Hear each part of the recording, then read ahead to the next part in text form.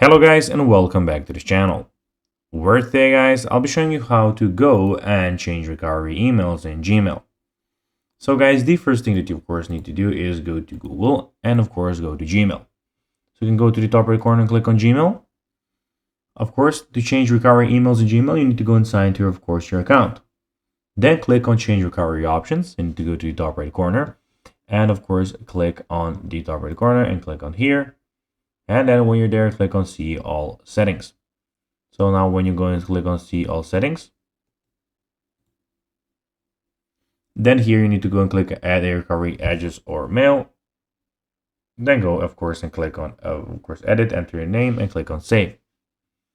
So guys, that will be everything for this video. I hope that you found this video informative and entertaining guys. If you did, don't forget to like this video, share it, subscribe to the channel and put the notifications on, as guys this really helps us grow our channel.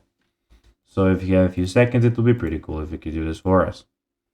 So guys, that will be everything for this video. I hope you enjoyed it. And guys, as always, I'll be seeing you in the next video. Until then, as always, bye guys.